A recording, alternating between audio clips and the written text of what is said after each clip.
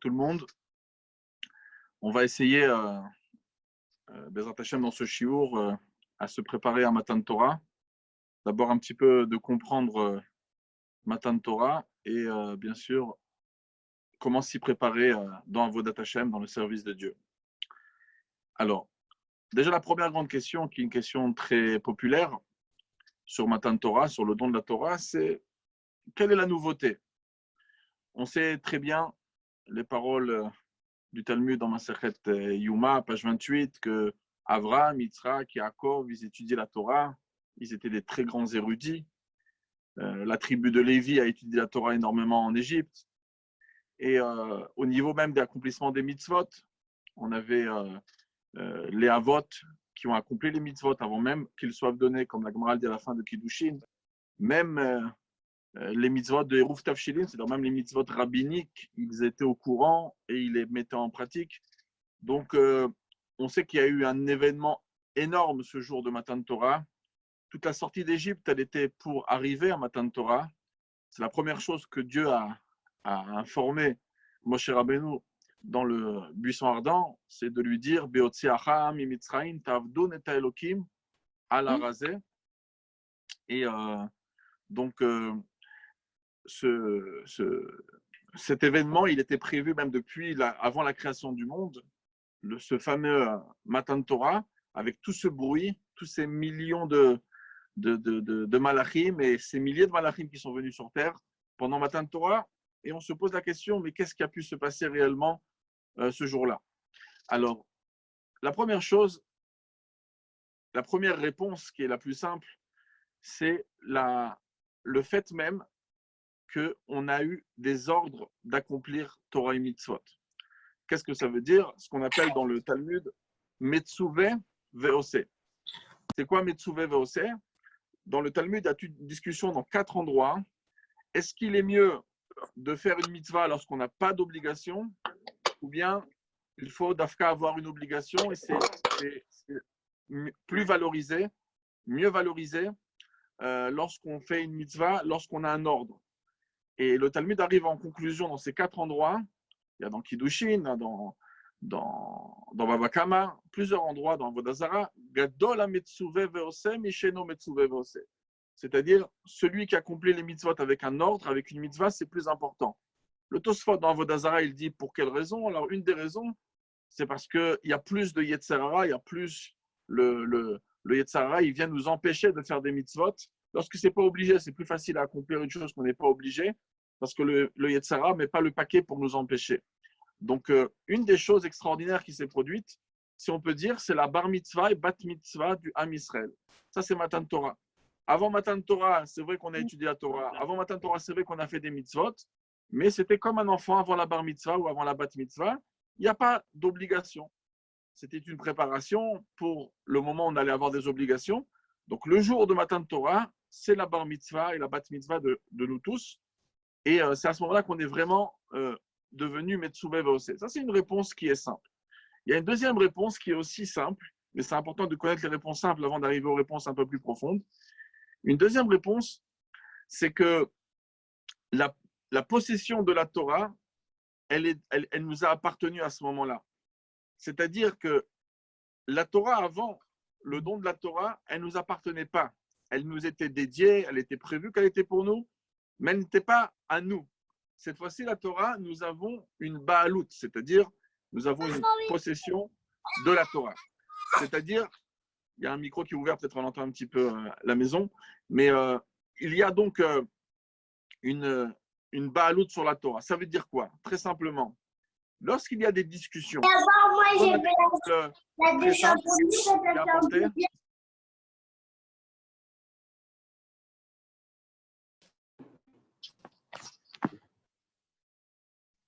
une seconde, est-ce que j'ai retrouvé? Le micro est là. Désolé, j'ai exprès coupé tous les micros et j'ai rallumé le vôtre. Désolé. Ok. Alors, très simplement, lorsque on a cette possibilité, en quoi on a une possession, eh ben, le Talmud, par exemple, nous dit dans Bava Metzia qu'il y avait une discussion entre les Chachamim et Rabbi Eliezer sur un four, est-ce qu'il était impur ou pas. Et cette discussion, elle est arrivée jusqu'à l'intervention céleste où le bon Dieu a dit du ciel, on a entendu un bat-kol, une voix du ciel qui disait, eh ben, c'est les Chachamim qui ont raison et pas Rabbi Eliezer. Et la conclusion, elle était de dire, non, on n'écoute pas. La Torah, elle a été donnée sur terre. C'est-à-dire que la Torah, elle appartient au peuple juif. Même si les anges, même si Dieu y discuterait, on lui demanderait son opinion. Il y a plus de 800 ans, il y avait un Chacham qui s'appelait Rabbi Yaakov de Marvej. Et lui, il avait cette opportunité d'écrire une question avant de dormir et il retrouvait les réponses. Il avait fait un livre qui s'appelle Les réponses venues du ciel. Une fois, il a demandé au bon Dieu quelles sont les tefilines les plus importantes, celles de Rashi ou Rabbeinu Tam. Et on lui a dit, du ciel, Akadosh Baruch Hu pensait que Rabbeinu Tam, c'est plus important. Et pourtant, c'est évident que l'opinion essentielle, aujourd'hui dans le Ham Israël, c'est Rashi. Alors c'est vrai que chez nous, on met les deux paires, mais on ne va pas suivre ce que le ciel nous dit. Pourquoi?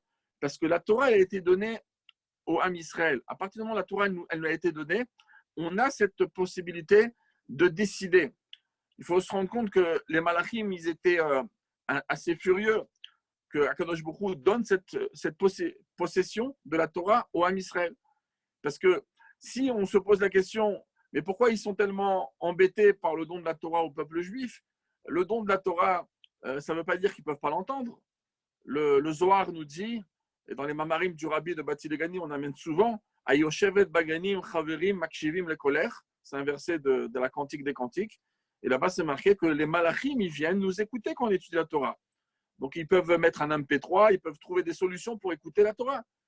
Alors, pourquoi ils sont tellement inquiets que la Torah va être donnée à l'homme? C'est justement ce qu'on a dit juste avant. C'est le fait que la Torah nous appartient maintenant. Qu'il y avait aussi une grande discussion sur l'impureté de la tzara, de la lèpre. Alors, on a dit, on va demander à Rabba Bar Nachmani, qui était encore sur terre pour pouvoir trancher cette halakha. Pourquoi? Parce que la Torah, elle a été donnée sur terre. Donc, c'est quelque chose d'extraordinaire. Ça n'appartient plus aux anges.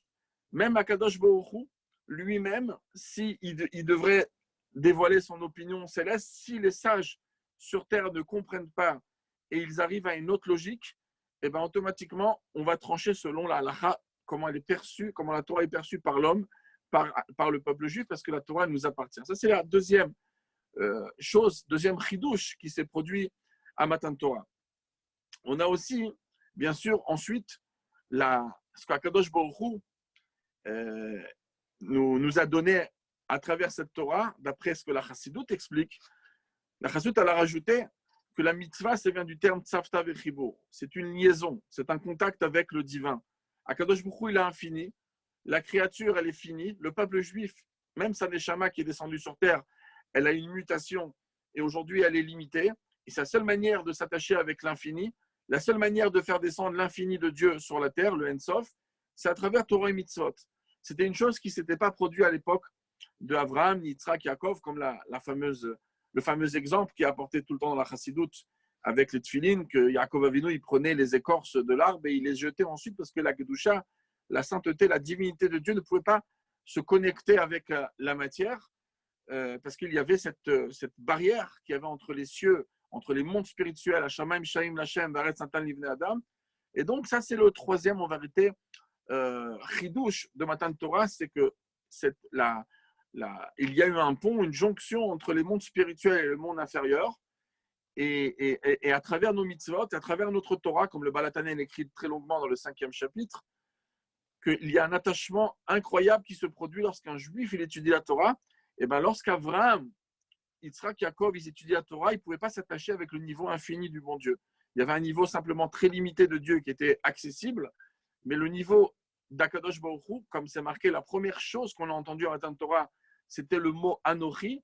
Et Anochi, la Gemara dit dans Maseret Shabbat, Ana Nafshit Kadvit Yavit, c'est-à-dire que Dieu s'est donné dans la Torah, ou comme le Zohar, il parle dans Parashat Trouma, Vikhruli Trouma. C'est quoi Trouma? C'est Torah même, c'est la Torah qui a été donnée en 40 jours. Vikhruli, vous arrivez à m'attraper à travers la Torah. Donc ça, c'est en vérité le grand chidouche, la grande nouveauté de Matan Torah. Maintenant, on va essayer de comprendre Matan Torah d'une manière encore plus profonde, de savoir exactement ce qu'Akadosh Baruch Hu nous a donné comme chance d'avoir sa Torah, à travers quelques histoires talmudiques qui sont racontées dans le Talmud de Maseret Shabbat, page 88-89, où on nous raconte exactement les détails lorsque Moshe Rabbeinu a été invité à monter sur le mont Sinaï pour venir recevoir la Torah. Donc il y a 3 étapes, et chacune de ces étapes, ça réveille beaucoup, beaucoup de questions. Et sans la profondeur de la Torah, sans la chassidoute, sans la lumière du Tzemar Tzedek, la lumière du Rabbi dans ses discours, jusqu'à aujourd'hui, ce Talmud est très, très mal interprété, très mal compris, ou d'une manière insuffisante. Et de là, le plus de ce cadeau extraordinaire qu'Akadosh Baruch Hu a dévoilé à travers le Baal Shem Tov et le Maggid de Mezrich et les 7 Rebbeim de Chabad, et toutes les personnes qui ont dévoilé la chassidoute, c'est une manière énorme et incroyable de pouvoir maîtriser notre Torah et comprendre c'est quoi Rosh Hashanah, c'est quoi Yom Kippour, et comprendre c'est quoi Matan Torah. Alors, la Gemara dans Maseret Shabbat, elle commence à raconter avec Rabbi Yoshua ben Levi, c'est lui qui raconte que lorsque Moshe Rabbeinu est venu recevoir la Torah, tout de suite, il a été interpellé par les malachim, par les anges, il a été attaqué, à tel point qu'ils lui ont dit, mais qu'est-ce que tu veux, pourquoi tu es venu, pourquoi un terrien, et un homme de chair et de sang est venu ici quand ils ont entendu qu'il allait oser recevoir la Torah. Alors, ils se sont opposés, ils ont dit à Kadosh Baruch Hu, donne ta magnificence au ciel, tna odecha la shamaim. Et donc, Moshe Rabbeinu a eu peur tellement qu'il avait été attaqué d'une manière assez dure. Et Dieu a dû lui dire, attrape mon trône, viens en 2 mois à côté de moi, je te protège, et donne-leur une réponse. Et Moshe Rabbeinu est venu, il a commencé à donner les réponses très populaires, de dire, mais qu'est-ce qui est marqué dans la Torah? Vous venez avec un argument que la Torah, elle ne doit pas être donnée à l'être humain, mais qu'est-ce qui est marqué dedans? C'est marqué respecte ton père et ta mère. Vous avez des parents à respecter. C'est marqué que la Torah, c'est le bon Dieu qui nous est sorti d'Égypte. Vous êtes descendus en Égypte. Est-ce que Bichal, vous avez un Yetzer Hara pour quand vous avez des mitzvot, pour voir si vous avez le mérite de faire une mitzvah ou pas faire une mitzvah? Tu ne tueras point. Est-ce que vous avez la possibilité de tuer, etc. Donc, vous n'avez pas tout ce Yetzer Hara. La Torah, il ne faut pas être un génie pour comprendre que la Torah n'a rien à voir dans le monde céleste. Et donc, c'est ce que Moshe a répondu. Mais lorsqu'on étudie cette Gemara, donc, ok, les Malachim ont compris la réponse, mais c'est incompréhensible. C'était quoi l'argument des anges? Dans beaucoup de sikhot, beaucoup de mamarim de Chassidut, on pose cette fameuse question qui reste pratiquement sans réponse réelle dans les autres écrits. Qu'est-ce que les Malachim, ils ont voulu? Pourquoi ils réclament une Torah qui n'a rien à voir à leur dimension? Ils sont dans une dimension autre, et dans leur dimension, la Torah ne leur parle pas, c'est parler le chinois à des Français. Donc, ça, c'est la grande question qu'on a sur cette Gemara. Ensuite, on a une grande question dans la suite. La suite de la Gemara, Rabbi Yoshua ben Levi raconte que lorsqu'il y a eu Matan Torah, le Satan ne comprenait pas où était passée la Torah. Alors, le Satan est venu vers le bon Dieu et il a dit à Kadosh Baruch Hu, lendemain par exemple de Matan Torah, mais elle est où la Torah? Elle était dans le ciel, je la retrouve plus, elle est partie où? Eh bien, il dit, je l'ai donnée sur la terre. Donc, le Satan est descendu sur terre pour aller chercher l'endroit où se trouvait la Torah. Et donc, il a parcouru tous les pays. Donc, il a fait toute la terre, que ce soit Los Angeles, que ce soit Paris, que ce soit hier, Brunois. Il a été partout et il n'a rien trouvé. Ensuite, il a dit peut-être que c'est dans les eaux.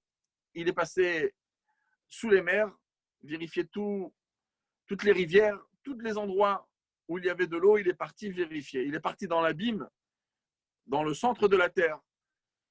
Et il n'a rien trouvé. Quand il n'a rien trouvé, la Gemara raconte, dans la page 89 de Shabbat, qu'il est venu chez Akadosh Baruch Hu. Tu m'as dit que tu as donné la Torah sur la terre, et pourtant, j'ai cherché partout, et j'ai rien trouvé. Dans tous les endroits. Il dit, va chercher chez le fils de Amram. Va chez Moshe Rabbeinu, et tu vas trouver que la Torah, elle est là-bas. Donc le Satan, il est venu chez Moshe Rabbeinu. Il n'a pas trouvé la Torah chez lui, et il lui a demandé, il lui a dit, est-ce que Dieu t'a donné la Torah? Tu la caches où? Et Moshe a dit, quoi? Moi, un homme aussi bas que moi, de chair et de sang, tu penses que Dieu peut me donner sa sagesse? peut mener sa Torah à moi, même pas en rêve. Donc le Satan se retourne vers Dieu et lui dit, bon, tu m'envoies dans des mauvaises adresses. Et là, Dieu se mêle et dit à Moshe Rabbeinu, Moshe Bedai, Moshe, tu mens, tu es un menteur. En plus, tu me fais la honte. Je lui dis que la Torah elle est en bas, je lui dis qu'elle est chez toi, tu dis que tu ne l'as pas reçue. Comment tu peux mentir? Alors Moshe ne s'embrouille pas, il lui dit, mais oui, un homme aussi bas que moi, il va recevoir la Torah de Dieu. C'est illogique. Et Dieu était content de la réponse. Il lui a dit, tu sais quoi? Tu es tellement humble que tu mérites que toute la Torah soit appelée à ton nom. Et c'est vrai que quand on termine les livres des prophètes, avec Zecharia et Malachi, à la fin de Malachi, le Sefer il se termine par les mots Zichut Torah Moshe Avdi. Souviens-toi de la Torah de Moshe, mon serviteur. C'est-à-dire que la Torah, elle a été appelée au nom de Moshe Rabbeinu. Alors, toute cette Gemara, tout ce passage-là, il est complètement incompréhensible. Premièrement, comment le Satan n'est pas au courant de Matan Torah? C'est impossible ça n'a pas été fait en cachette dans un rendez-vous top secret. Ça a été donné en plein jour. Ça a été donné avec du feu, avec le son du chauffard. C'est marqué Rechev Elokim Ribotaim Alfeshinan. Dieu il est arrivé avec 20 000 moins 2 000, comme ça c'est le terme. Rechev Elokim Ribotaim, c'est 20 000. Et c'est quoi? Alfeshinan, Alfeshenan, il manquait, le Gemara dans page 3 de Masechet Avodah Zarah, il dit il manquait 2000 malachim. Il est venu avec son char céleste, 18 000 anges, avec le feu, le tonnerre, la fumée autour du mont Sinaï, les paroles de Dieu qui étaient entendues et puissantes. Comment il a pu louper cet événement? Comment le Satan il peut dire le lendemain, mais elle est où la Torah? Tu n'as pas vu où elle était la Torah? Ça, c'est la première grande question quand on étudie ça. C'est complètement illogique. Et ensuite, de l'avoir cherché partout, même d'avoir été chez Moshe Rabbeinu, de ne pas l'avoir trouvé, c'est aussi pas logique. La Torah a été donnée. Et comment Moshe peut réussir à la dissimuler? Et comment Moshe vraiment, il pourrait, chas v'shalom, mentir? Dieu lui a reproché d'avoir menti. Comment c'est possible de dire que... Et en plus, il lui donne une réponse. Il lui dit, pourquoi tu mens? Il lui dit, mais non, c'est impossible qu'on me le donne à moi. Oui, mais que ça soit possible ou impossible, par ton humilité, tu me contredis. Je te l'ai donné, tu dis que tu ne l'as pas reçu. Donc cette Gemara, elle est complètement illogique. On a un troisième passage raconté par Rabbi Shimon ben Levi, c'est qu'Akadosh Baruch Hu avait donné un rendez-vous donc à Moshe Rabbeinu pour Matan Torah. Il lui a dit monte sur le mont Sinaï, monte dans le ciel et je vais te donner la Torah. Donc la Gemara, elle raconte le moment où il est rentré dans ce rendez-vous. Il rentre dans le bureau.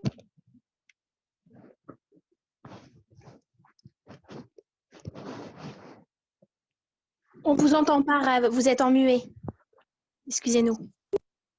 Ah, là, on m'a remis. Depuis quand on ne m'a pas entendu? Ça fait longtemps? C'est bon, ça fait juste 2 secondes. Ah, ok, très bien. Donc, imaginez-vous quelqu'un qui arrive dans un rendez-vous chez un banquier et on lui dit, voilà, tu arrives à 5 heures pour le rendez-vous, un rendez-vous de travail ou pour recevoir un dossier. La personne, elle arrive dans le rendez-vous et on voit le directeur de la banque qui ne le calcule même pas. Il est en train de faire des papiers, il ne lève même pas les yeux ni pour dire bonjour, ni rien. Eh bien, c'est très déplaisant. C'est ce qui s'est passé avec Moshe Rabbeinu. Moshe Rabbeinu, il arrive dans le rendez-vous pour recevoir la Torah. Et c'est un scénario qu'il fallait préparer, bien sûr. Donc, il arrive au premier rendez-vous. Et Akadosh Baruch Hu, il est occupé. Et il ne le calcule pas. Il est occupé à quoi? Il était occupé en train de... Il y avait un Sefer Torah écrit que Dieu avait dû écrire. Il est en train de lui faire les couronnes. Vous savez que sur certaines lettres, comme le Shin, le Tet, Shatnes, Getz, il y a des petits dessins comme ça, des petits tirets sur le Shin. Donc, il y a des lettres avec 3 tirets, il y a des lettres avec moins de tirets, il y a des lettres qui n'ont pas du tout. Donc, c'est ce qu'on appelle les ktarim, les couronnes des lettres. Et Dieu il est en train de faire les couronnes du Sefer Torah, des lettres. Bon, Moshe Rabbeinu, il rentre dans le rendez-vous, bon, il se tait, il ne va pas déranger, Dieu ne lève pas les yeux, ne le regarde pas, Kavirchol, et il est occupé à faire ses couronnes. Et à un moment, ça passe sûrement pas mal de temps, et quand Akadosh Baruch Hu le regarde, il lui dit, tu n'as pas appris à dire bonjour? L'ombrim shalom bicha, on t'a pas appris à... C'est quoi ce manque de politesse? Tu rentres, tu ne dis même pas bonjour, tu es là depuis tout à l'heure et tu ne dis pas bonjour. Alors, Moshe Rabbeinu, il dit, mais tu étais tellement occupé que je ne voulais pas te déranger. Moi, est-ce qu'un serviteur, il vient et il dérange le roi pendant qu'il est occupé? J'ai attendu que le roi termine. Alors, il lui dit, bon, ok, tu m'as justifié que tu ne m'as pas dit bonjour, tu ne m'as pas dit shalom. Mais au moins, tu aurais pu m'aider. Tu me vois en train de travailler, en train de bosser, tu ne peux pas m'aider. Aya lecha leozreni. Bon. Et là, Moshe Rabbeinu, il dit, ok, bon, je vais t'aider. Va'ataik dalna koach Hashem. Il renforce la force de Dieu. Et ça, c'est la troisième histoire racontée par Rabbi Shimon ben Levi. Alors, toute cette partie aussi, elle est incompréhensible. Qu'est-ce qui se passe? Il est en rendez-vous. Akadosh Baruch Hu, il est en train de faire des couronnes sur les lettres, ce qu'on appelle les tagim aujourd'hui. Il est en train de faire les tagim. Il lui reproche, Moshe Rabbeinu se comporte d'une manière très discrète et de la bonne manière dans une situation pareille. Dieu lui reproche, pourquoi tu ne m'as pas dit bonjour? Tu aurais dû m'aider. Qu'est-ce qui se passe ici? C'est quoi? Et plus on cherche les commentaires, on n'arrive pas à trouver des réponses qui sont conséquentes pour répondre. Et c'est dans les écrits du Tzemar Tzedek et du Rabbi dans les Mamarim qu'on arrive à voir clair dans toutes ces questions, dans toutes ces trois histoires talmudiques sur ce passage-là. Et on rajoute un autre passage talmudique qui complète ce moment-là exactement où Dieu était occupé. Donc Moshe Rabbeinu rentre, Dieu est occupé à faire les couronnes, à faire les tagim au-dessus des lettres. Et à un certain moment, donc sûrement après cette discussion un peu déplaisante où Dieu lui reproche de pas avoir dit bonjour, lui reproche de ne pas l'avoir aidé. À un moment, Moshe Rabbeinu, il pose la question au bon Dieu. Dans Menachot, page 29, ça racontait, cette partie en plus, que Moshe demande au bon Dieu, mais ça sert à quoi ces petites couronnes au-dessus des lettres? Alors, Dieu lui répond, un jour, il y aura un homme qui s'appelle Akiva ben Yosef, Rabbi Akiva, et lui, il va dire des milliers de nouveautés dans la Torah et de halachot de la Torah qu'il va déchiffrer à travers ces petites tirées, à travers ces petits dessins, à travers ces petites couronnes, ces tagim. Bon, il lui dit, j'aimerais bien le voir celui-là. Et donc, Dieu le projette dans le futur, il le fait rentrer dans un cours de Torah, il le fait arriver à la 8e ou 10e rangée selon les différentes versions du Talmud. Et à un moment, il entend des choses qu'il n'a jamais entendues. Et donc Moshe, il était très, il pensait quand même qu'il avait un très bon niveau de Torah, et il est complètement largué par ce cours. Et donc il commence à s'affaiblir, son esprit s'affaiblit, qui complètement, il n'a pas le niveau. Et il lui dit, bon, s'il y a un homme comme ça, ben, c'est lui qui a qu'à donner la Torah. Et à un moment, Rabbi Akiva, il dit, ne t'inquiète pas. Parce que son maître, un de ses élèves, pardon, dit à Rabbi Akiva, mais d'où tu te tiens ce chidouche? Qui c'est qui te l'a dit? Il dit, c'est Moshe qui l'a reçu sur le mont Sinaï. Quand il a entendu ça, Moshe Rabbeinu, il s'est calmé. Bon, qu'est-ce que ça veut dire aussi cette histoire? Pourquoi Rabbi Akiva, c'est-à-dire quoi ce niveau-là? Qu'est-ce que lui, il arrive à déchiffrer dans ses otiotes? Et aussi, on va rajouter une dernière question et on va passer aux réponses. C'est que c'est bizarre, c'est 24 000 élèves. On est pendant la période de Sfirat HaOmer. On parle de 24 000 élèves. On a eu des histoires d'épidémies, malheureusement, dans le monde. On a eu beaucoup plus de pertes que ça. Bon, c'est des élèves très érudits, mais on n'arrive pas à comprendre qui sont ces 24 000 élèves. Pourquoi c'est si important pour le Ham Israël dans toutes les générations? Surtout qu'on n'a même pas le nom d'un seul. Et on n'a même pas un Dvar Torah d'un seul de ces 24 000 élèves. Parce que les élèves connus comme Rabbi Meir, comme Rabbi Shimon, tous les autres élèves de Rabbi Akiva, Rabbi Yossi ben Khalifta, tous ces élèves, ça, c'est des élèves qu'il a eus après, d'après beaucoup de commentaires. En tout cas, les 24 000 ne sont pas ces élèves-là. Donc, on n'a aucune trace, aucun nom de ces 24 000 élèves et aucune trace de leur Dvar Torah. Et pourtant, le Ham Israël, chaque Sfirat HaOmer, on est en deuil juste avant Shavuot à cause de ces âmes inconnues qui nous ont laissé aucune trace. Donc, ça aussi, ça nous demande réflexion. Alors, pour comprendre tout ça, le Tzemar Tzedek et le Rabbi dans les Mamarim, ils expliquent la chose suivante. Akadosh Baruch Hu, il a sa sagesse, qui est la Torah, et c'est évident que la sagesse du Créateur n'a rien à voir avec la créature. C'est évident que si déjà on n'est pas capable de donner un cours qu'on donne au séminaire, on ne pourra pas le donner au CP, et un cours de mathématiques qui est appris en terminale, il ne pourrait pas être donné au CP ou au GAN. C'est donc tout à fait normal. C'est impossible. C'est impossible. Ils n'ont pas le niveau. Donc, Akadosh Baruch Hu, il a sa Torah. On va dire, on va l'appeler la Torah du terminal. Et nous, on est peut-être bien en dessous le CP. Et c'est évident que le niveau de Torah que le bon Dieu peut saisir lui-même n'est pas du tout adapté à notre niveau à nous. Maintenant, s'il y a des personnes qui sont très, très intelligentes, ils vont pouvoir être capables. Imaginez-vous un enfant un enfant de 7 ans qui demande à sa mère, qui est une prof de maths en terminale, et lui demande: maman, j'ai envie de comprendre cette notion. Alors, si la maman elle est très intelligente, elle est capable de diluer et de descendre le niveau à l'enfant pour qu'il arrive à comprendre quelque chose. Mais ça ne sera pas du tout le niveau que la maman parle, et ça ne va pas être les mêmes termes et le même niveau qu'elle va donner ailleurs. Où on va s'imaginer une prof qui a préparé un cours pointu pour le séminaire et on lui demande de remplacer la classe du CP et leur donner le même cours. Donc, c'est possible, c'est faisable, mais il va falloir diluer, il va falloir retirer certains détails, il va falloir simplifier. Donc, la Torah du CP, ce n'est pas la même Torah que la terminale. Donc, comme Moshe Rabbeinu, il est venu pour recevoir la Torah. Quelle Torah il est venu recevoir? La Torah qu'il est venu recevoir, c'était a priori la Torah, c'était la sagesse divine, la Torah de la terminale, mais comment elle a été modifiée, changée, diluée, diminuée, pour être au niveau du CP, au niveau de l'être humain, au niveau du Ham Israël sur terre. Et donc, les malachim, ça ne les a pas trop dérangés parce que ce n'est pas quelque chose, la Torah du CP, c'est pour le CP. Nous ce qu'on ne veut pas que tu donnes, ce soit la Torah, la tienne, celle de ton niveau à toi, tu as pas, il ne faudrait pas que tu leur donnes dans leurs mains. Parce que cela, de fond, ce n'est pas compatible pour eux. Tena odecha la shamaim, donne ta magnificence au ciel. Ça veut dire quoi?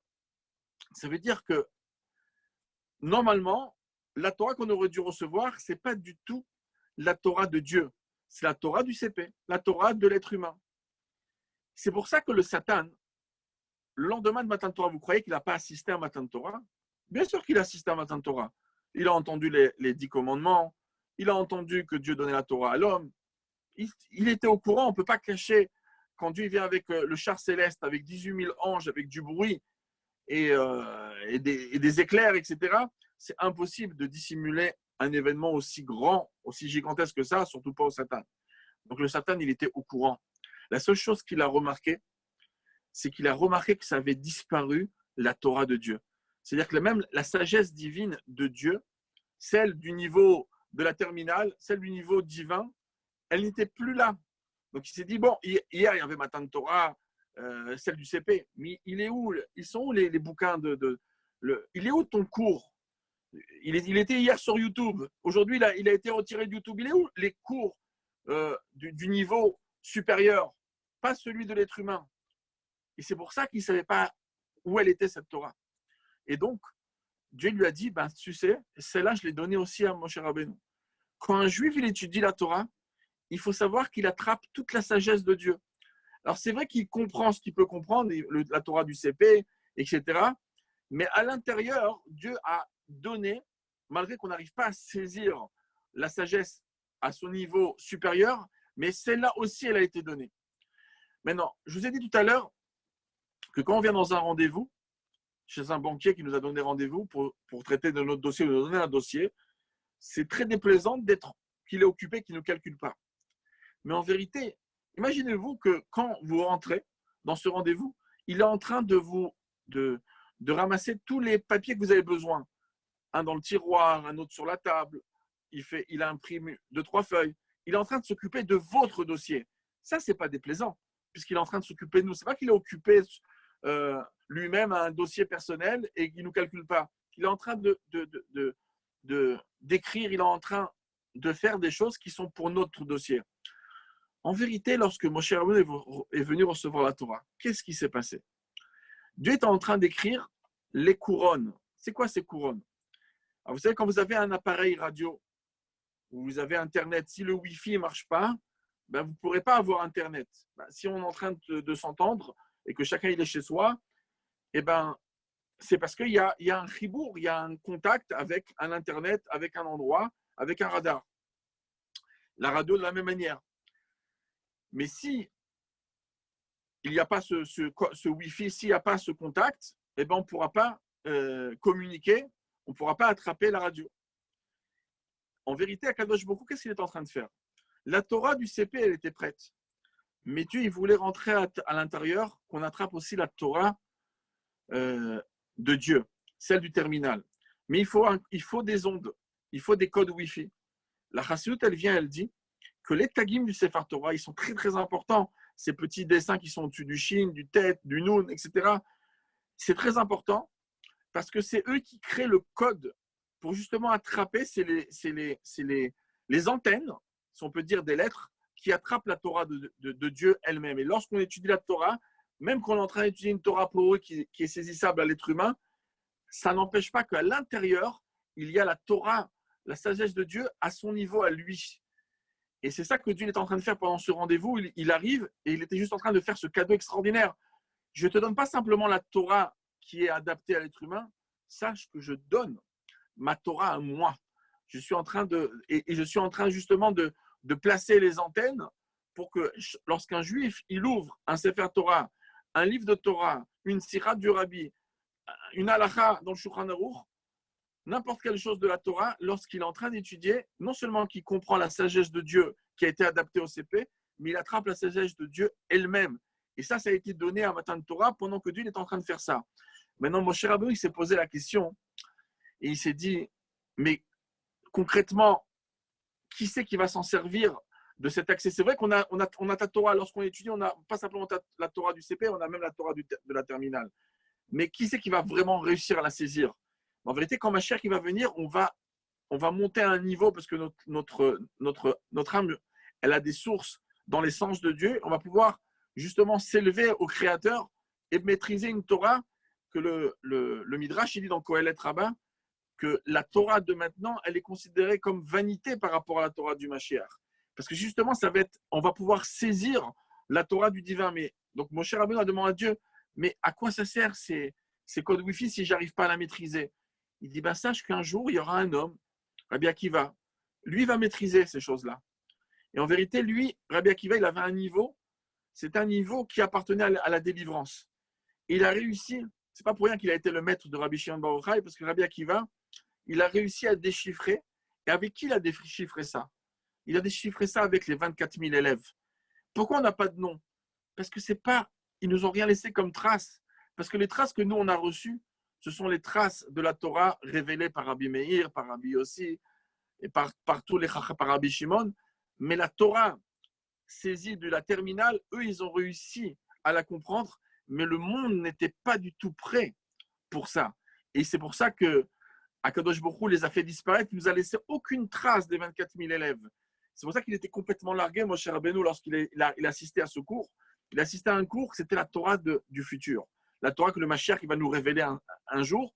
Il fallait qu'elle soit un petit peu implantée à l'époque de Rabbi Akiva, mais elle a été enseignée. Donc c'est pour ça que lorsque des fois on se dit, mais pourquoi on se casse la tête, on se prive de pas mal de choses pendant Sfirat HaOmer, et à cause de 24 000 personnes qu'on ne connaît même pas, on est en train de parler d'âmes d'un niveau suprême, et on n'a même pas leur nom parce qu'on peut dire c'est des extraterrestres, c'est des gens qui sont hors normes, qui appartiennent au moment de la délivrance, et eux ils ont réussi à saisir cette Torah. Et maintenant, pourquoi Moshe Rabbeinu, lorsque le Satan il est venu, il lui a dit, allez où la Torah? C'était laquelle? C'est la Torah de la terminale qu'il cherchait. Et bien, Moshe, il n'a pas menti tellement. Il a dit, mais non, elle est là sans être là, cette Torah. Pourquoi? Parce que moi-même, je n'arrive pas à la décoder.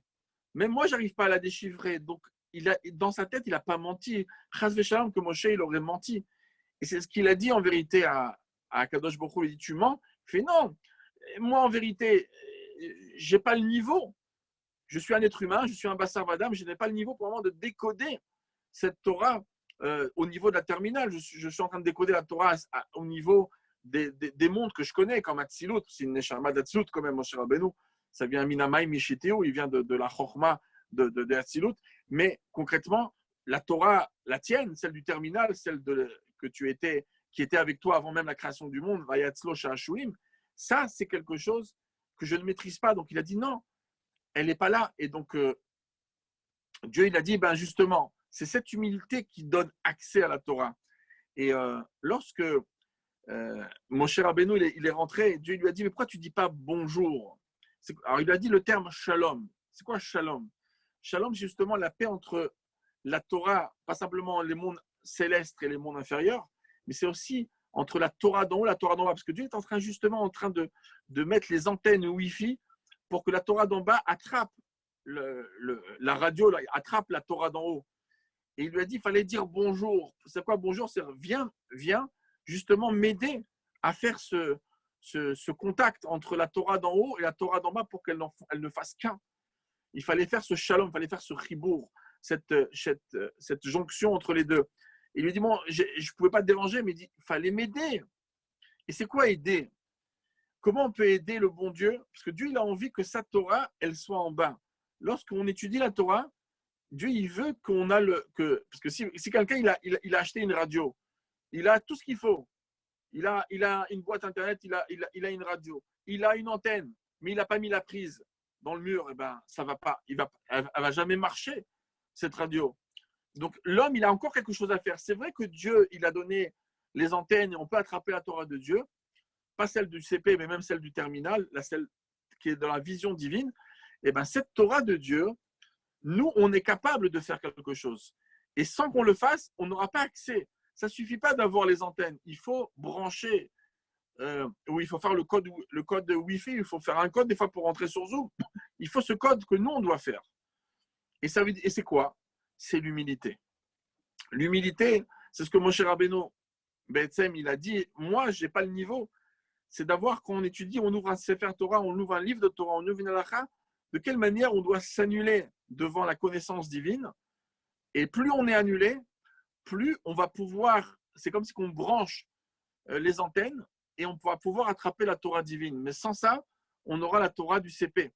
Et donc, c'est ça que quand Moshe l'a dit, j'ai pas le niveau, Dieu lui a dit, justement, elle est appelée à ton nom. C'est-à-dire la Torah, ma Torah à moi, elle est appelée à ton nom, ça veut dire elle arrive à t'atteindre.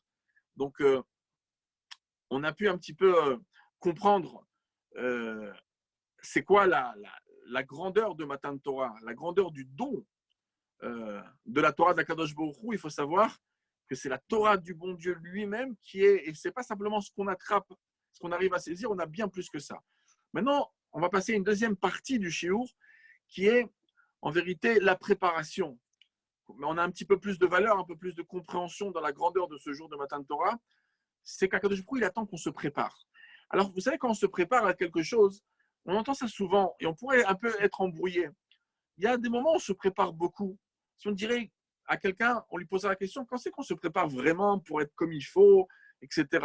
La personne n'a pas trop pensé, en vérité, à Sfirat HaOmer.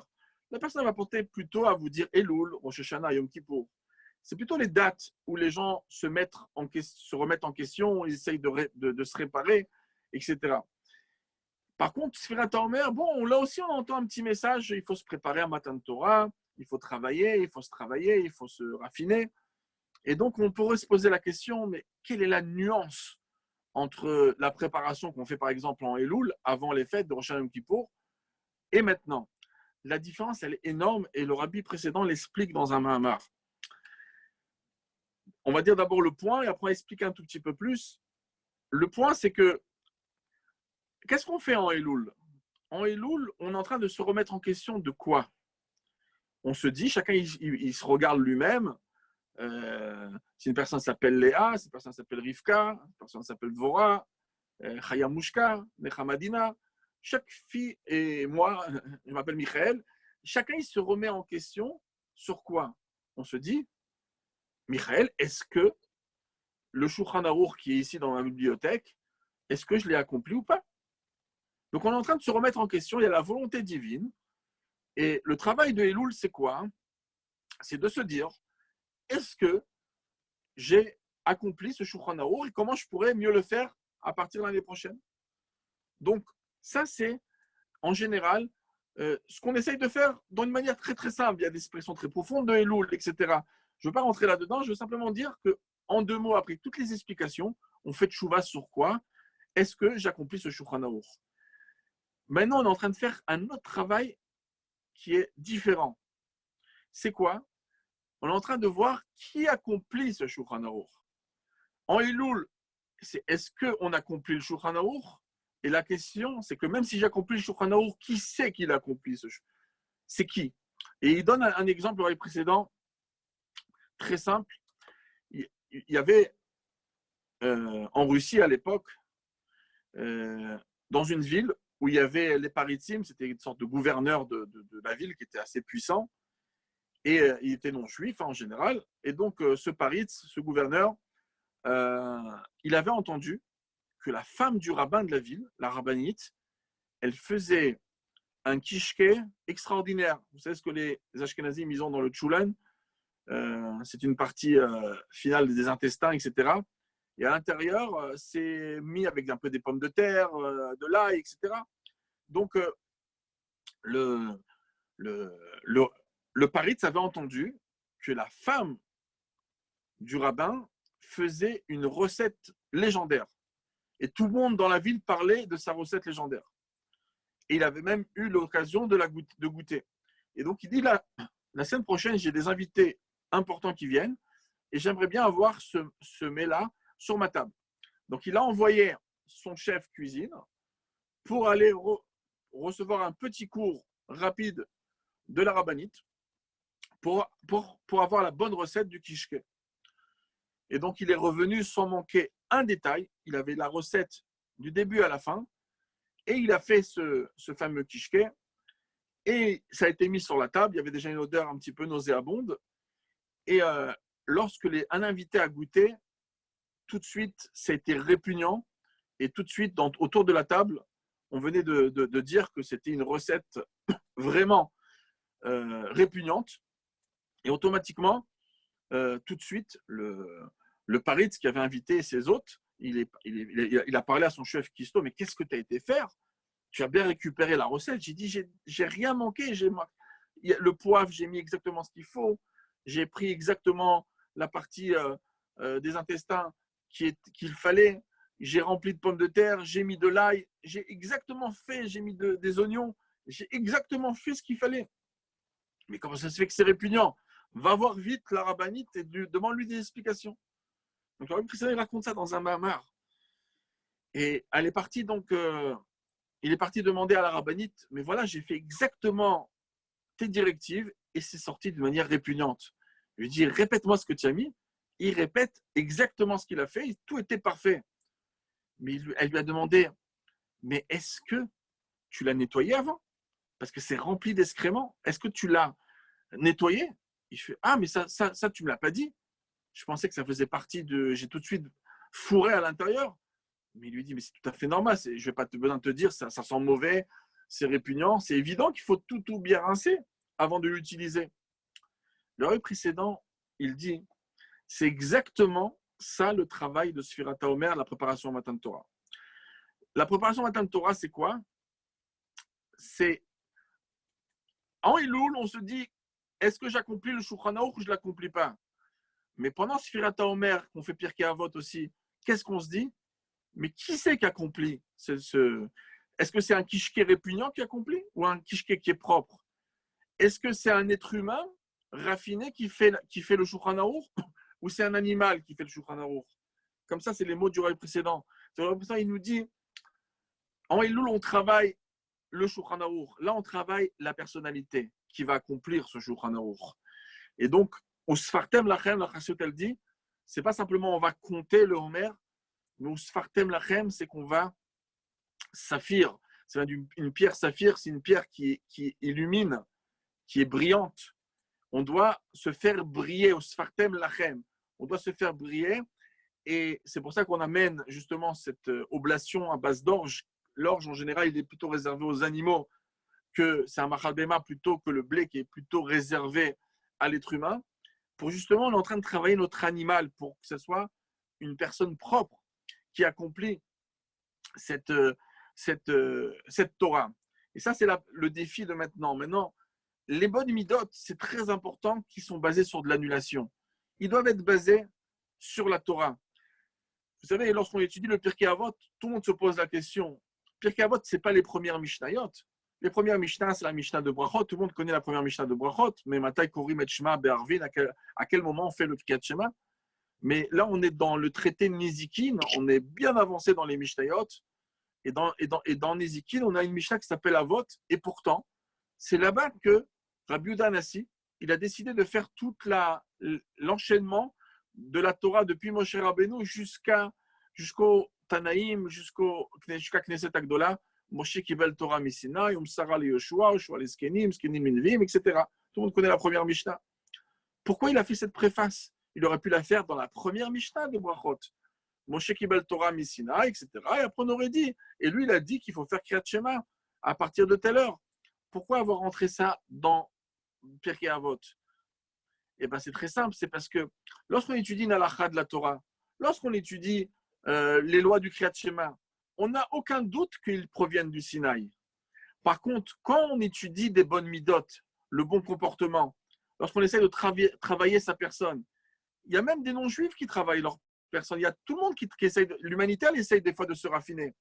On peut apprendre l'humilité même de quelqu'un qui n'est pas un érudit. On peut apprendre la tsniout d'un chat, comme la Gemara dit dans Hérouvin. On n'a pas besoin a priori de la Torah pour avoir des bonnes midot. Et vient le Pirkei Avot te dit non, c'est faux. Parce qu'il y a des pays qui ont voulu avoir des bonnes midot. Il y a des pays qui ont voulu se raffiner dans les années 30. Et on a vu où ça a apporté leur raffinement, leur manière de manger, ça a amené l'idée de la race aryenne, etc. Et chas v'shalom, ce que ça peut amener lorsque ce n'est pas basé sur la Torah.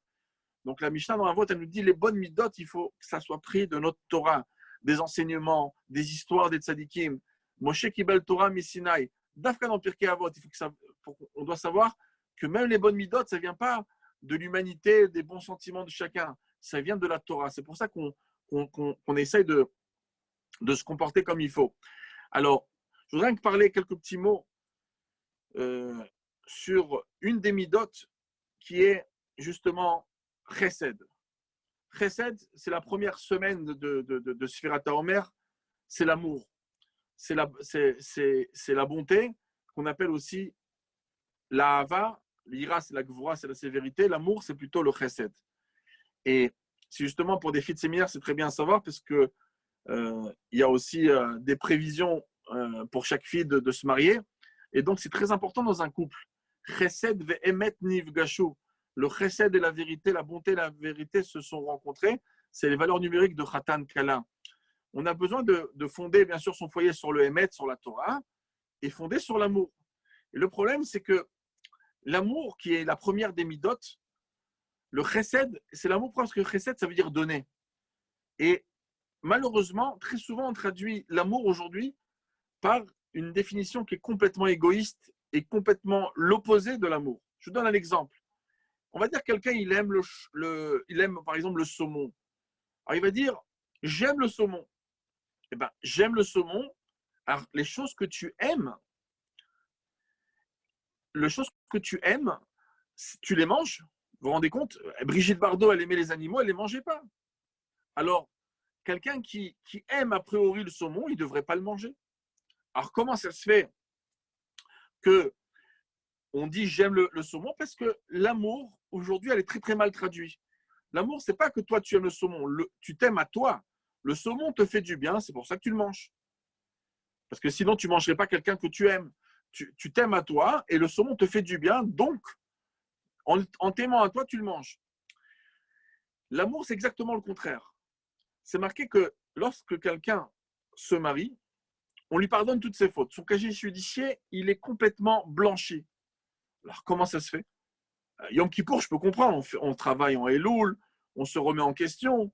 Alors, on peut avoir un casier judiciaire blanchi envers Dieu. Mais comment ça se fait que quelqu'un il se marie, il va avoir le mérite d'avoir toutes ses fautes oubliées? Le problème, c'est quoi? Le Rabbi Rachab, il explique dans son fameux Mahamar de Echaltzu, de Tafresh Nuntet, que la base de toutes les mauvaises midot, c'est l'orgueil. C'est quoi l'orgueil en vérité? C'est en deux mots que tout gravite autour de moi. Moi, je suis la personne importante. Les personnes qui sont bien dans mon idée, dans ma perception, les gens bien, c'est les gens qui m'ont fait du bien ou qui m'ont jamais embêté. Des gens que j'ai eu une mauvaise expérience avec eux, et je les ai mis dans une liste noire. Pourquoi? Parce que moi, je suis le centre de la Terre. Donc, si moi, j'ai une mauvaise expérience avec lui, c'est qu'automatiquement, c'est un mauvais type. C'est une mauvaise personne. C'est possible que c'est une personne extraordinaire. C'est possible que c'est une personne, un bon père, un très bon prof. Mais toi, tu as eu un accrochage avec lui. Donc, comme toi, tu es le centre de la Terre, c'est toi le plus important dans le monde. Et la preuve, c'est quoi? C'est inné en nous. Si on ne se travaille pas sur ça, c'est inné en nous qu'on est au centre de la Terre. Je vous donne un exemple. Vous êtes en France, vous allumez France Info. C'est des souvenirs qu'on avait dans les années 90, des fois à cause de l'attaque avec lorsqu'il y avait l'Iran, enfin l'Irak, etc. Et avec Israël, les Scud. Donc, des fois, on entend des France Info. Alors, des fois, on peut entendre France Info, 8 heures du matin. On entend quelqu'un, par exemple, c'est une maman, elle a déposé sa fille au GAN et elle prend maintenant la route pour aller dans son boulot. Elle est secrétaire quelque part, elle va pour travailler. Elle entend à France Info une nouvelle qu'en Indonésie, il y a eu 5000 personnes qui ont perdu leur appartement, déjà plus de 500 morts, Chazve Shalom, à cause d'un tsunami et les chiffres n'arrêtent pas de monter. Ben, c'est possible que cette nouvelle, elle va à peine faire bouger les cils de cette dame. Bon, c'est pas bon, Indonésie, c'est un peu loin, on ne les connaît pas trop, donc ça ne va même pas nous faire bouger les cils. Peut-être quand je rentre le soir au travail, à la maison, pardon, cette femme aura oublié de raconter à son mari, t'as entendu ce qui s'est passé ce matin? Est-ce que tu as entendu? Alors, et c'est possible qu'elle va oublier de le dire. 5000 personnes. Mais 2 minutes après qu'elle a entendu ce France Info sur l'Indonésie, qu'est-ce qui se passe? Il y a la ganénette du GAN qui l'appelle au téléphone. Elle lui dit, ta fille, elle vient de se faire piquer par une petite abeille à son doigt. Elle pleure, elle demande maman. D'un seul coup, sueur froide, demi-tour. Tout ça pour les petits doigts de sa fille. Alors, c'est comme ça la Terre. On est très concentré autour de moi. C'est le doigt de ma fille. Les 5000 personnes là-bas en Indonésie, bon, c'est des gens qui sont très très loin. Ils ne font pas partie de mon cercle. Moi, je suis le centre de la Terre. Le doigt de ma fille, ça c'est important parce que ça fait partie du centre de la Terre. Par contre, les 5000 personnes, non, ce n'est pas important. C'est comme ça qu'on est. On est très concentré sur soi-même de nature. Comme on dit, avli, avli. C'est la clipa qui dit comme ça. Donne-moi, donne-moi. L'amour, c'est exactement le contraire. L'amour, c'est de s'oublier. L'amour, c'est de donner à l'autre. Parce que, qu'est-ce qui se passe au début du mariage? C'est quelque chose d'extraordinaire. Au début du mariage, ce qui se passe, c'est que je ne suis plus le centre de la Terre. Le lendemain, on se réveille le matin, après le premier soir de mariage, on se réveille et le khatan, il s'est oublié. Il essaie de dire à sa kala, qu'est-ce que tu veux? Je te fais un café, je te fais un thé avec une voix mielleuse. D'accord? C'est une voix qu'on ne va pas, des fois, Chaz Shalom, entendre par la suite. Et c'est ce que le prophète Isaïe dit. Il dit, quand Mashiach qui va venir, on va entendre Kol Sasson, ve Kol Simcha, Kol Khatan, ve Kol Kala. On va entendre la voix du Khatan, la voix de la Kala. Ça veut dire quoi? Quand Mashiach va venir, il y aura des mariages du matin au soir? Non. Ça veut dire que le ton mielleux qu'un Khatan, il parle à sa Kala, ça c'est, on va entendre ça, les gens, quand ils vont se parler entre eux, les copines, quand ils se parleront entre eux, les hommes, quand ils se parleront entre eux. Toute la vie, ils vont se parler d'une manière mielleuse comme le son du Khatan et le son de la Kala. Le Khatan, il se lève le matin, il s'oublie. D'habitude, il pense qu'à lui, là, il pense qu'à elle. Et elle aussi, qu'est-ce que je peux faire à mon mari? Qu'est-ce que je peux lui préparer? Etc. Ça veut dire que chacun, il s'oublie. Il n'est plus le centre de la Terre. Mais malheureusement, ça, c'est ce qu'on appelle l'amour. C'est ce qu'on appelle donner. C'est qu'on n'est pas le centre. L'autre, c'est le centre. Par contre, quand le temps il va passer, malheureusement, il y a certains couples qui décident de revenir à l'amour habituel. Le mauvais amour, celui qui dit « j'aime le saumon ». C'est quoi j'aime le saumon? Je m'aime à moi. Parce que si je l'aimais, je ne le mangerais pas, ce saumon. C'est la mauvaise traduction de l'amour. Et donc, l'homme, il sort au travail, il revient, il se dit, mais qu'est-ce qu'elle a pu faire pour moi? Est-ce qu'elle m'a préparé à manger? Elle m'a préparé à manger. Est-ce qu'elle m'a appelé? Est-ce qu'elle ne m'a pas appelé? C'est lui qui redevient le centre de la Terre. Et la femme aussi, elle se dit, est-ce qu'il va me poser des questions? Est-ce qu'il sait que je me suis fatigué? Etc. Et qu'est-ce qu'il a fait pour moi? Est-ce qu'il s'est arrêté quelque part? Il m'a acheté quelque chose, une petite boîte de Damiel, etc. Est-ce qu'il a pensé à moi? Et donc, là, c'est le début, en vérité, des problèmes parce que c'est le mauvais amour, ça. Ça, c'est pas de l'amour, c'est l'égoïsme. C'est chacun, il pense à soi. Si chacun, il pensera qu'à l'autre, vous allez voir que ça va super bien marcher. Et même si un, il va commencer avant l'autre, ça va être super. C'est comme une des contradictions très fortes. Shlomo Amelech, le roi Salomon, c'était l'homme le plus sage de la terre. Et il se contredit entre Kohelet, Ecclésiaste et les proverbes dans Michelet. Il se contredit. D'un côté, c'est marqué Matzaïcha, Matzatov. Celui qui a trouvé une femme, il a trouvé du bien. Il a trouvé le bonheur. Et d'un autre côté, il se plaint des femmes. Il dit Motseani et Taïcha, Motseani, Mar Mimavet et Taïcha. Je trouve la femme plus amère que la mort. Bon, décide-toi, les femmes, c'est bien ou c'est pas bien? En vérité, c'est pas contredit. Dans la Chassidut, on explique, c'est aussi amené dans le Maral, Motseani et Taïcha, Mar Mimavet, ça veut dire quoi? Ça veut dire que ici, la différence entre les deux phrases, c'est Ani, c'est le jeu. Quand moi, je suis au centre, je suis là, alors là, hein, je trouve les défauts chez l'autre. Motseani et Taïcha Marmimavet. Par contre, si je ne mets pas le jeu devant, Taïcha Matzato, je n'ai pas marqué moi j'ai trouvé. C'est pour ça qu'il y avait une blague en Eretz Israël, le Talmud nous le dit dans la page 63 de Maseret Brachot. Il dit que lorsque les gens se mariaient, un copain voyait son copain après le mariage, lui dit Matza ou Motse? C'est quoi ta femme? C'est Matzaïcha Matzatov ou c'est Motseani? Et donc, comme ça, on disait en Eretz HaKodesh. Peut-être parce que les femmes israéliennes étaient peut-être dures, mais en tout cas, c'était comme ça qu'on disait en Terre Sainte. Mais ça veut dire quoi, Motse ou Matzah? Ça veut dire, est-ce qu'il y a le jeu devant? Si moi, je suis au centre de la Terre, je vais trouver tous les défauts chez l'autre. Si moi, je m'oublie, je ne suis pas au centre. Donc ça, c'est une des choses qu'on doit énormément travailler parmi toutes les midotes, c'est de travailler le chesed. On commence avec ça pendant la semaine de Pessah. Et on va le répéter dans chaque sphira, on va parler toujours en premier du chesed. Même quand on va être dans Malchut, on va dire chesed shebe Malchut. On ne va jamais oublier de mettre le chesed au début du chemin parce que c'est le aleph bet. Les mauvaises midot, ils commencent lorsque la personne, elle pense que c'est lui le centre de la terre et que tout lui revient. Et à ce moment-là, la personne, elle se plaint tout le temps. La personne, elle a des reproches parce qu'elle ne pourra jamais recevoir toute l'attention qu'elle attend de son mari, de sa belle famille et de la société bichlal. On ne pourra jamais être heureux lorsque je suis le centre. Donc c'est quelque chose qu'il faut travailler et simplement terminer, je vais voir l'heure, une seconde,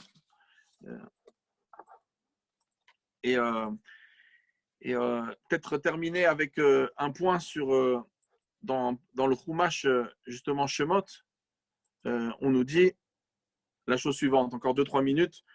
Dans le Chumash Shemot, lorsqu'on énumère la famille Lévi, comme d'habitude dans tout le Chumash, on énumère que les noms des hommes. Toujours quand vous voyez les générations, on voit lui, il a enfanté lui, etc. Ils ont vécu comme ça. Et donc la même chose en Chumash Shemot, on va énumérer la famille Lévi pour faire une préface à Moshe et à Aaron Cohen. Et là, la Torah elle va faire une exception. Elle va mentionner, c'est une des sirotes du Rabbi connu, elle va mentionner la mère de Moshe et de Aaron, Yocheved, elle va mentionner la mère de Aaron Cohen, la mère de Pinchas, la mère de Éléazar. Et sinon, tout le reste, non, dans la famille Lévi. Toujours les hommes, pas les femmes. Parce qu'en général, l'analogie, la famille, elle passe à travers, bien sûr, le père, la judicité, elle passe à travers la maman, c'est évident. Mais dans les familles, quand le père et le mère ils sont juifs, eh ben, si le père il est Cohen, l'enfant il est Cohen. Si le père il est Lévi, l'enfant il sera Lévi. Donc ça passe en général par le père, sauf qu'on ne mentionne pas les femmes. Mais là, on a mentionné les femmes. Et le Rabbi dit, parce qu'en vérité, si on regarde chacun des personnages qu'ils ont eus, il y a Yocheved, il y a Moshe et Aaron. Moshe et Aaron, on ne peut pas dire que c'est comme tout le monde. Moshe, ça a été l'homme qui a enseigné la Torah à tout le peuple juif en même temps. Il n'y a jamais eu ça une deuxième fois. Que tout l'âme Israël il est sous le mont Sinaï, que tout l'âme Israël il est dans le désert en train d'écouter la Torah de Moshe. Et qui nous a, le niveau de Aaron Cohen qui était aimé par tout le peuple juif l'ont pleuré énormément quand il est mort. Il faisait du shalom à tout le peuple juif, il était en contact avec tout le peuple juif. Donc ce sont des personnalités spéciales.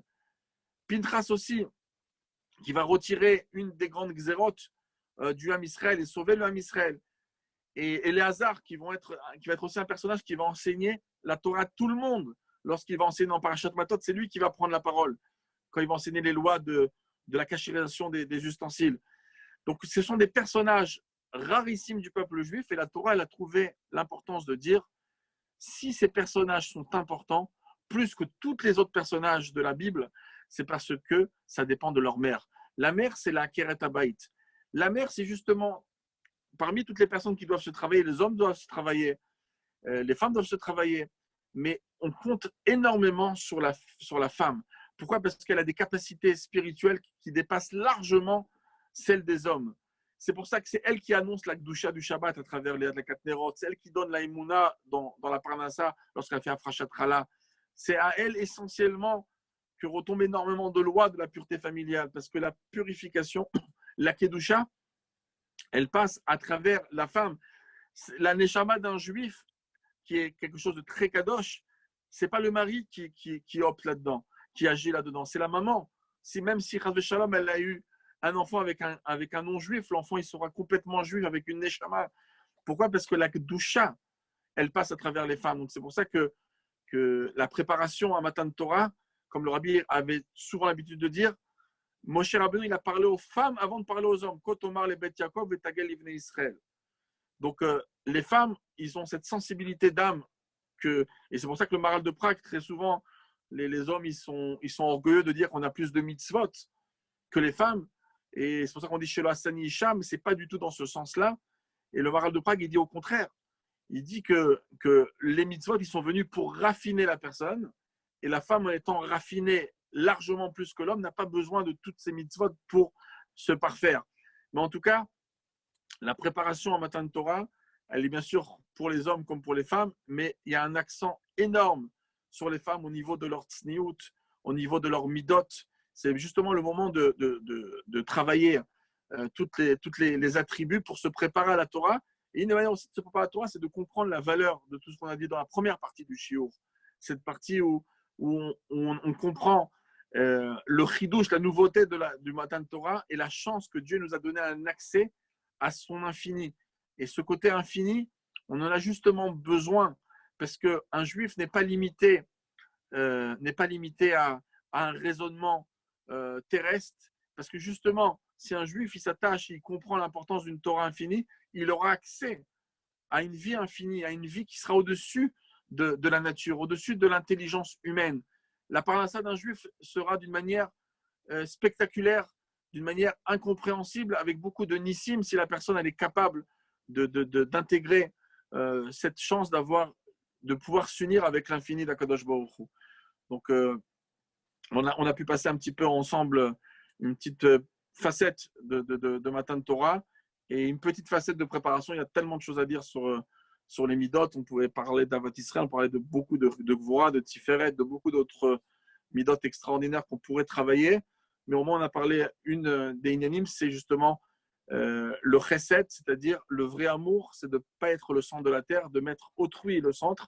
Et quand ça se passe comme ça, vous allez voir, c'est réciproque. Et l'amour appelle le vrai amour, Kamei Panim et la Panim. Et c'est justement un des points de Sfirat HaOmer qui est justement le lien de Avat Israël pendant cette période de Sfirat HaOmer et même pendant cette période de confinement, on est plus là à pouvoir méditer.